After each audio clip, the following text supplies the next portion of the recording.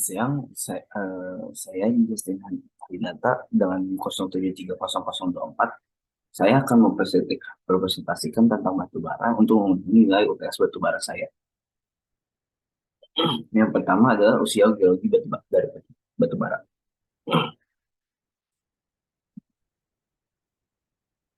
Usia geologi batu bara terdiri dari yang pertama adalah batu bara muda atau yang old. Batu bara muda terbentuk dari tumbuhan yang hidup sekitar 360 juta tahun yang lalu pada zaman karbon awal. Batu bara muda memiliki kandungan karbon yang rendah dan mudah terbakar.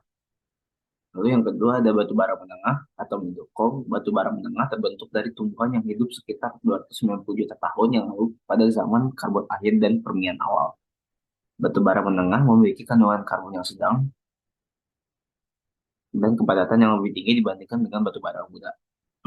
Lalu yang ketiga adalah batu bara tua atau old coal.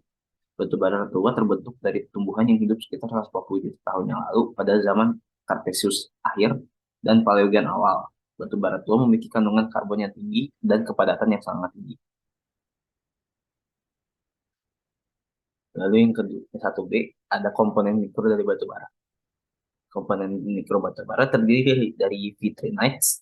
Vitrinites adalah komponen organik mikro dalam batu bara yang terbentuk dari sisa-sisa jaringan kayu dan daun pada tumbuhan. Vitrinites memiliki ciri-ciri fisik yang khas seperti warna coklat, kekuningan hingga hitam, refraktivitas yang tinggi, dan memiliki bentuk yang bervariasi. Kandungan vitrinites pada batu bara dapat digunakan untuk menentukan kualitas dari batu bara itu tersendiri.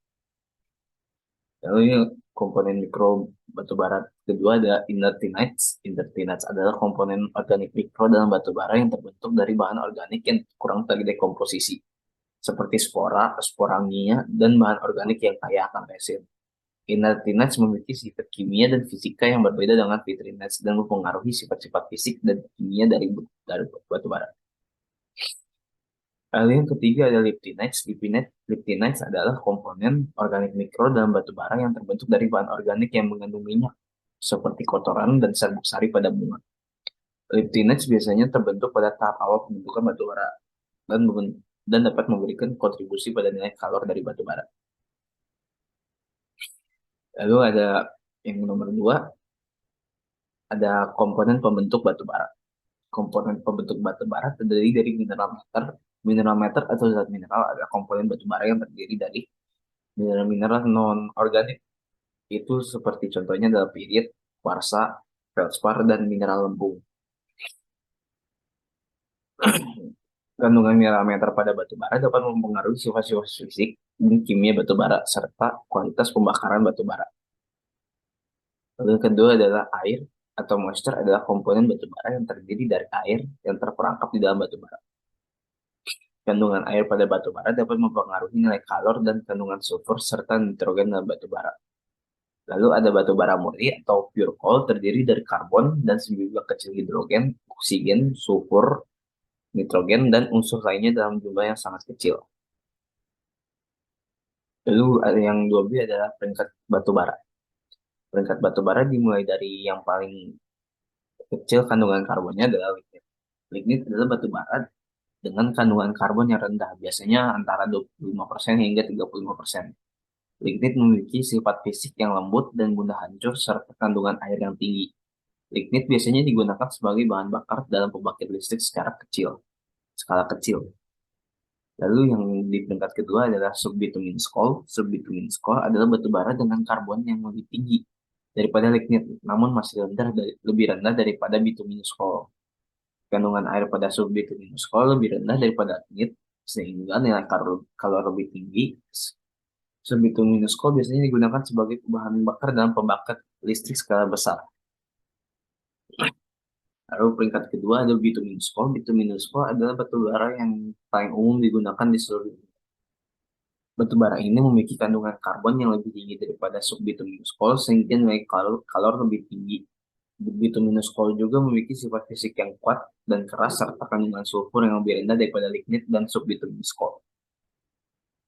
Lalu peringkat yang paling tinggi adalah antrasit. Antrasit adalah batu bara dengan karbon tertinggi dan nilai kalor yang paling tinggi di antara jenis-jenis batu bara yang lain. Antrasit memiliki sifat fisik yang sangat keras dan berwarna hitam. mengkilap batu bara ini umumnya digunakan sebagai bahan bakar dalam industri yang membutuhkan panas dengan suhu yang sangat tinggi. Perangkat batu bara ini didasarkan pada kandungan karbon dan karakteristik fisik serta kimianya. Semakin tinggi peringkat batu bara, semakin rendah kandungan air dan sulfur, semakin tinggi nilai kalor yang dimilikinya. Lalu ada metode penambangan dari batu bara. Metode penambangan batu bara yang pertama adalah surface mining method atau penambangan terbuka. Penambangan terbuka adalah metode penambangan yang dilakukan di atas permukaan tanah. Metode ini dilakukan ketika lapisan batu bara berada di dekat permukaan tanah dan tidak terlalu di dalam. Beberapa teknik yang digunakan adalah penambangan permukaan. Dalam penambangan terbuka adalah strip mining seperti ini. Lalu ada open pit mining yang biasanya berbentuk cekungan yang digunakan untuk penambangan mineral. Lalu ada mountain top removal mining yang seperti ini, menghilangkan bagian atas dari gunungnya itu sendiri. Lalu yang kedua adalah underground mining atau penambangan bawah tanah. Penambangan bawah tanah dilakukan ketika lapisan batu bara terletak jauh di bawah permukaan tanah. Metode ini dilakukan dengan membuat terowongan atau lubang di dalam tanah untuk mencapai lapisan batu bara. Beberapa teknik yang digunakan dalam penambangan bawah tanah adalah longwall mining, room and pillar mining, dan retreat mining. Seperti yang dilakukan di sini. Ini merupakan pola dari retreat mining. Yang kedua ini adalah penambangan bawah tanah karena batu baranya sendiri terdapat di bawah permukaan tanah. Lalu yang keempat adalah reduksi batu bara. Fenomena reduksi batu bara terjadi saat batu bara mengalami proses pengurangan ukuran yang dapat terjadi melalui beberapa mekanisme, yakni yang pertama adalah impact atau tumbukan. Impact terjadi ketika batu bara terkena gaya tumbukan yang kuat, seperti ketika batu bara dilempar atau jatuh dari ketinggian. Dan akibatnya adalah ukuran batu bara dapat pecah menjadi fragmen yang lebih kecil. Lalu yang kedua adalah atrisi, terjadi ketika batu bara terus-menerus digerakkan dan digesek dengan permukaan yang kasar, seperti dalam crusher. Lalu yang ketiga ada shear atau patahan. Shear terjadi ketika batu bara terkena gaya patahan atau gaya tarik yang lebih kuat, seperti ketika batu bara digunakan dalam mesin penghancur rol. Lalu yang keempat adalah kompresi, yang terjadi ketika batu bara ditekan dengan kuat. Kompresi dapat memperkecil ukuran batu bara dan mengaruhi nilai kalor dan sifat-sifat batu bara. Lalu tujuan dari reduksi itu sendiri adalah meningkatkan efisiensi pembakaran dari batu bara itu sih. Ukuran partikel batu bara yang lebih kecil dapat meningkatkan efisiensi pembakaran karena meningkatkan luas permukaan batu bara yang terbakar dalam pembakaran batu bara. Semakin banyak permukaannya yang terbakar, semakin banyak pula energi yang dihasilkan. Lalu meningkatkan produktivitas.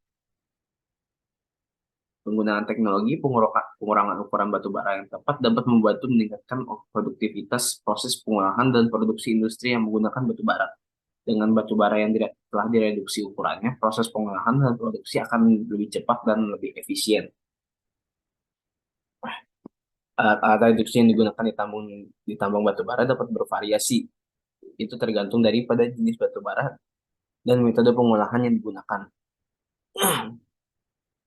Namun tujuan utama dari pengolahan batu bara adalah untuk memisahkan batu bara dari mineral pengotor dan meningkatkan kualitas batu bara untuk penggunaan yang lebih efisien dan ekonomis. Contoh alat-alatnya adalah yang digunakan dalam pertambangan. Yang pertama adalah crusher dan conveyor. Alat ini digunakan untuk mengangkut batu bara dari lokasi penambangan menuju tempat pengolahan. Crusher dapat berupa jaw crusher, giratory crusher, crusher, sedangkan conveyor bisa berupa belt conveyor atau chain conveyor. Lalu alat kedua adalah jigging. Jigging merupakan teknologi yang digunakan untuk memisahkan batu bara dari mineral pengotor dengan menggunakan perbedaan densitas atau berat jenis dari batu bara dan mineral pengotor. Lalu ada dense medium separation. Dan medium separation adalah teknologi menggunakan medium densitas tinggi seperti magnetit atau ferrosilikon untuk memisahkan batu bara dari mineral pengotor dengan cara mengapungkan batu bara dan menenggelamkan mineral pengotor. Lalu ada alat flotasi adalah teknologi yang digunakan untuk memisahkan mineral pengotor dari batu bara dengan menggunakan bahan kimia tertentu atau reagen dan gelembung udara yang ditiupkan ke dalam sel flotasi. Lalu ada rotary breaker. Rotary breaker itu sendiri adalah alat penghancur batu bara yang digunakan untuk memecah batu bara menjadi ukuran yang lebih kecil dan memisahkan batu bara dari mineral pengotor. Alat ini bekerja dengan cara memutar batu bara dalam sel buah drum yang dilengkapi dengan pedal atau kaut berbiji. Lalu alat yang terakhir adalah thermal dryer. Thermal dryer adalah alat digunakan untuk mengeringkan batu bara yang masih mengandung air dengan menggunakan panas. Batu bara yang telah dikeringkan akan lebih mudah diangkut dan diolah lebih lanjut. Alat thermal dryer yang umum digunakan adalah rotary dryer dan fluidized bed dryer. Sekian presentasi dari saya untuk memenuhi nilai UTS.